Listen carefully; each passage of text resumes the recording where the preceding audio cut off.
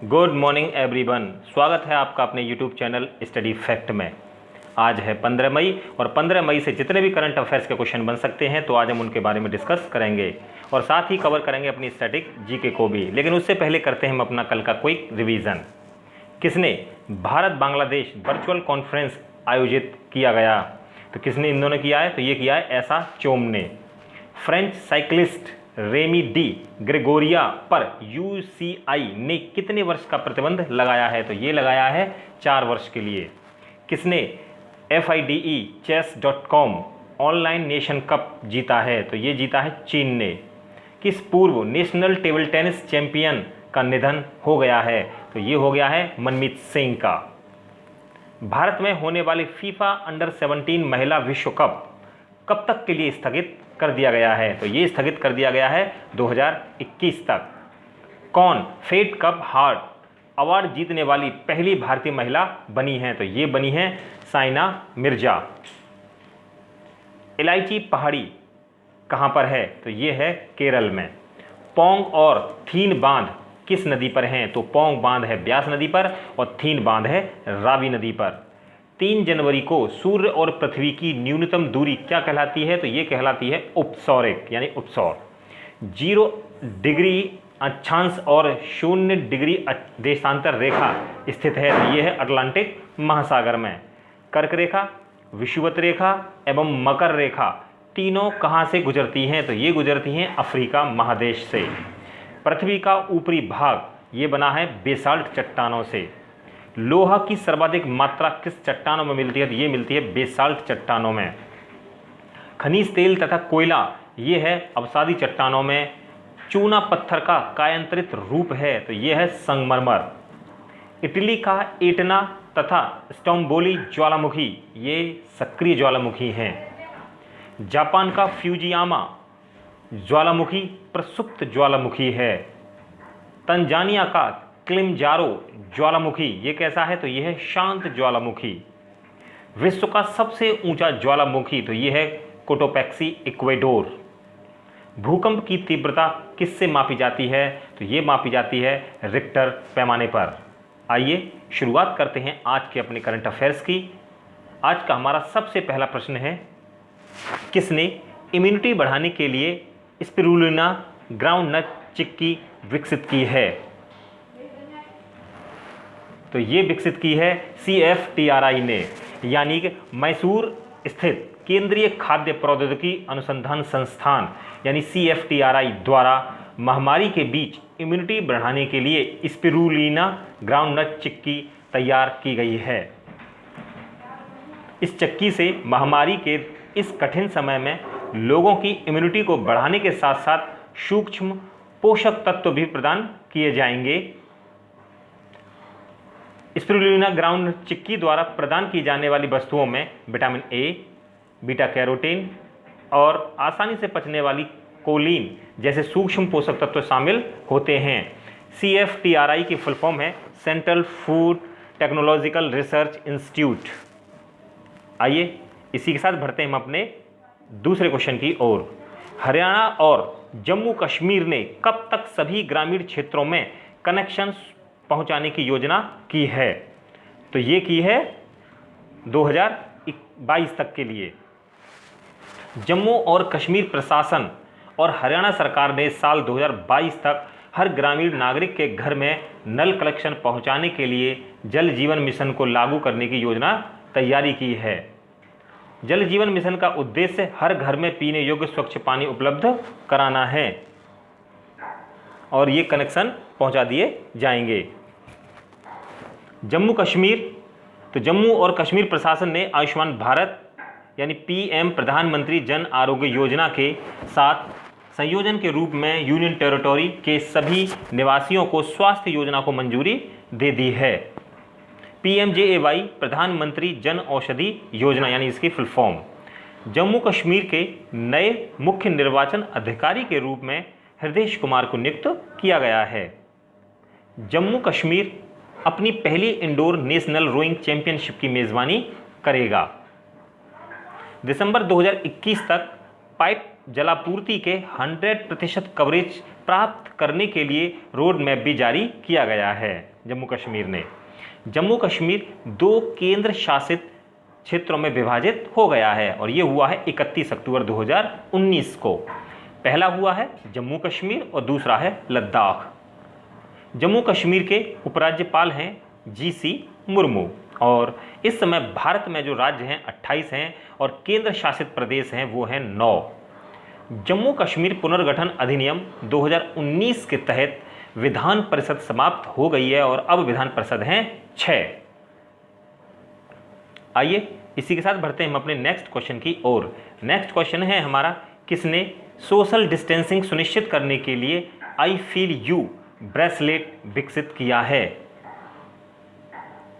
तो ये विकसित किया है इटली ने, यानी कि जेनोवा स्थित Italian institute of technology IIT ने सोशल डिस्टेंसिंग के लिए आई फील यू ब्रेसलेट विकसित किया है। यह ब्रेसलेट उपयोगकर्ताओं को सोशल डिस्टेंसिंग नियमों का पालन करने में मदद करेगा। यह ब्रेसलेट केवल एक रेडियो सिग्नल का उपयोग करता है, जिससे दूसरे ब्रेसलेट ने नज़दीक आने का पता चल जाता है।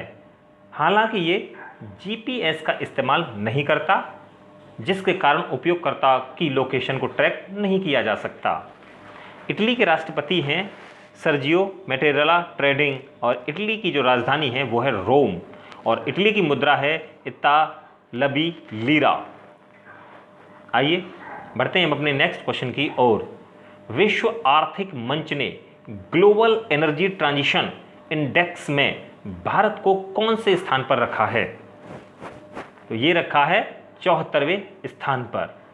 विश्व आर्थिक मंच यानी WEF द्वारा भारत को वैश्विक एनर्जी ट्रांजिशन इंडेक्स में 74वें स्थान पर रखा गया है। भारत ने आर्थिक विकास, ऊर्जा सुरक्षा और पर्यावरणीय स्थिरता के सभी प्रमुख मापदंडों में सुधार करके 2 स्थान की छलांग लगाई है। पहले स्थान पर हैं स्वीडन और दूसरे स्थान पर हैं स्विट्जरलैंड और तीसरे स्थान पर हैं फिनलैंड। आइए बढ़ते हैं हम अपने नेक्स्ट क्वेश्चन की ओर। नेक्स्ट क्वेश्चन है हमारा, भारतीय रेलवे ने यात्रियों के लिए कौन सा ऐप रखना अनिवार्य कर दिया है? तो ये रखना कर दिया है आरोग्य सेतु ऐप।